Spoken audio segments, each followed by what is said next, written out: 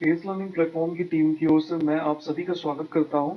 आज के इस वीडियो से हम एक नई सीरीज स्टार्ट कर रहे हैं जिसका नाम है 10 कदम। 10 कदम सीरीज में 10 क्वेश्चंस होंगे जो कि टॉपिक वाइज हैं और ये क्वेश्चंस पिछले एग्जाम्स में पूछे जा चुके हैं।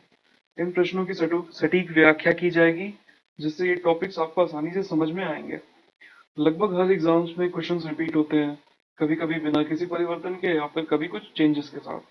अगर आप प्रश्नों को बिना रटे हुए एक्सप्लेनेशंस को समझते हुए समान अध्ययन के विषयों को तैयार करेंगे तो आपको ये विषय रुचिकर लगने लगेंगे, आपका इंटरेस्ट डेवलप होगा और आप इस कट थ्रोट कंपटीशन में काफी आगे होंगे। तो इस 10 कदम सीरीज के माध्यम से हमारी टीम का प्रयास है कि आपको हर वीडियो में 10 इंपॉर्टेंट क्वेश्चंस कराए जाएं जो कि व्याख्या सहित होंगे, जिससे कि आपकी प्रिपरेशन बेहतर हो सकेगी और सुनियोजित तरीके से आप अपनी प्रिपरेशन को आगे बढ़ा सकेंगे। तो आइए शुरुआत करते हैं।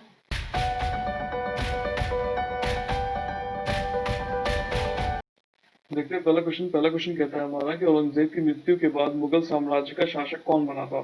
तो जो उसका राइट आंसर है वो है बहादुर शाह प्रथम।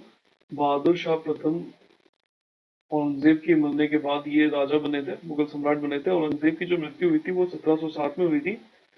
1707 में औरंगजेब की डेथ के बाद उनके तीन लड़कों मुअज्जम, मोहम्मद आजम और मोहम्मद कामबख्श में उत्तराधिकार के लिए युद्ध हुआ था। इस युद्ध को जाजौ के युद्ध के नाम से जाना जाता है। जाजौ के युद्ध के नाम से जाना जाता है जो कि 1707 में हुआ था। इस युद्ध में मुअज्जम ने मोहम्मद आजम को हराकर मुगल साम्राज्य को प्राप्त किया था और यही जो मुअज्जम है ये बहादुर शाह प्रथम की उपाधि के साथ मुगल सिंहासन पर बैठे थे। बहादुर शाह प्रथम की उपाधि के साथ यही बैठे थे मोहम्मद मुअज्जम।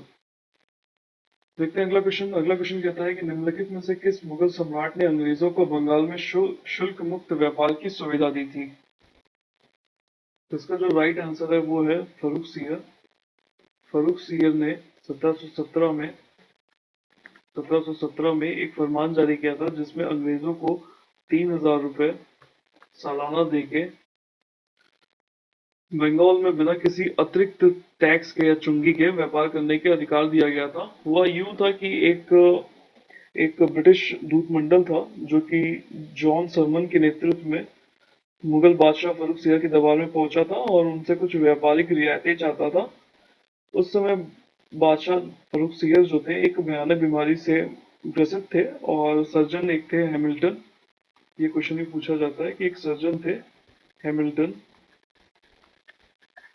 सर्जन हैमिल्टन ने बादशाह को उनकी बीमारी से मुक्ति दिलाई थी, जिससे खुश होकर बादशाह ने कहा था कि आप 3000 रुपये वार्षिक कर अदा करके आपको सभी सीमा शुल्क से मुक्त कर दिया जाएगा। और इस प्रकार से ये ईस्ट इंडिया कंपनी के लिए ये एक बहुत ही इम्पोर्टेंट घटना है जिसका उन्होंने बहुत अधिक लाभ उठाया था।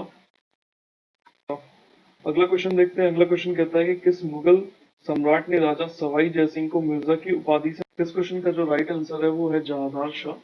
जहांदार शाह 1712 से 1713 तक केवल एक साल के लिए मुगल सम्राट बने थे और इन्होंने ही सवाई जयसिंह को मिर्जा की उपाधि से नवाजा था। जो जहांदार शाह थे इन्हें लंपट मूर्ख भी कहा जाता था, ये भी क्वेश्चंस पूछे जाते हैं। लंपट मूर्ख भी कहते थे जहांदार शाह को। आइए देखते हैं अगला क्वेश्चन कहता है मयूर सिंहासन पर बैठने वाला अंतिम मुगल सम्राट कौन था। इसका जो राइट आंसर है वो है मोहम्मद शाह। मोहम्मद शाह के शासनकाल में ही नादिर शाह ने 1739 में नादिर शाह ने आक्रमण किया था। और करनाल के युद्ध में मुगल सेना को हराया था।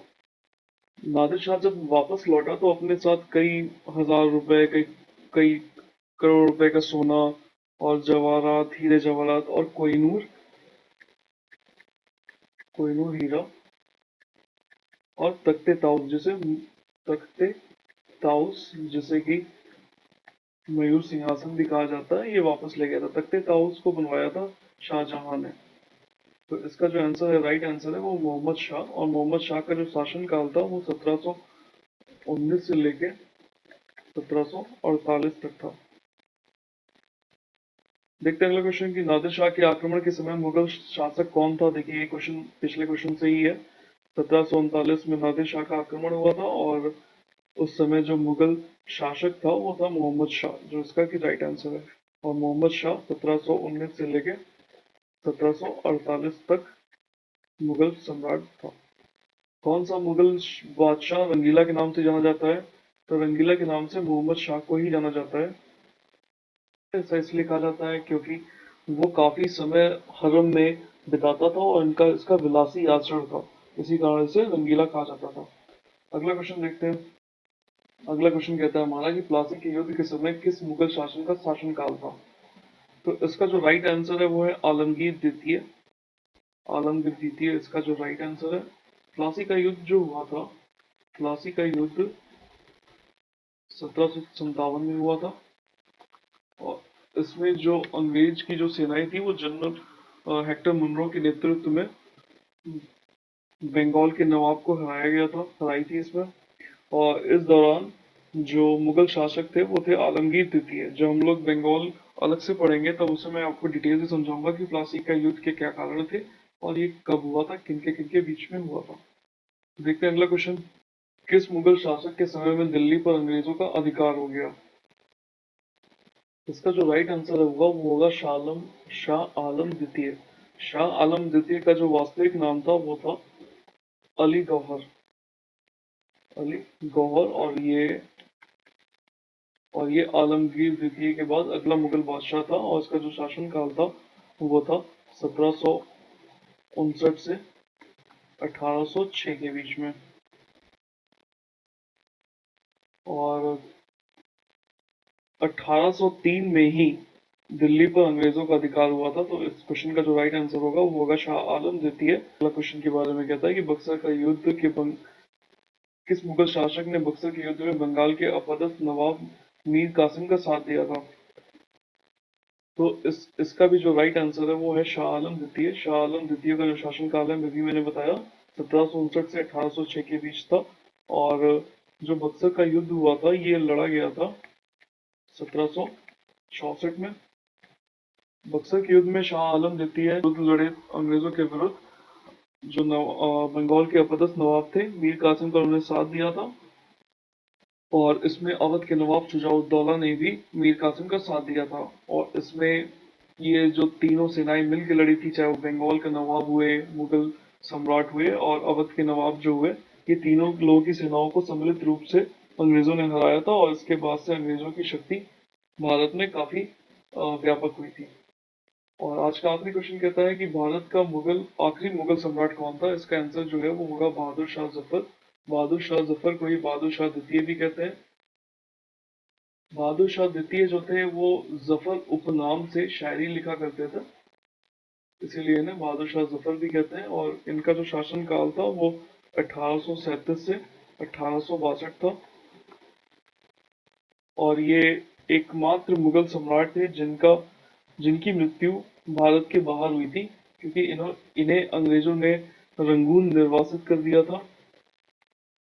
और इस प्रकार से 1862 में इनकी मृत्यु रंगून, जो कि म्यांमार जिसे आजकल कहते हैं, उसमें इनकी मृत्यु हो गई थी। तो आज के इस वीडियो को यहीं एंड करते हैं और जल्दी मिलते हैं एक अगले सीरीज में, जो कि इसी का कंटिन्यूएशन होगा। और उसमें हम लोग कुछ और 10 क्वेश्चंस को देखेंगे और उन क्वेश्चंस के माध्यम से हम लोग अपनी तैयारी को और सुदृढ़ करेंगे। तो थैंक यू।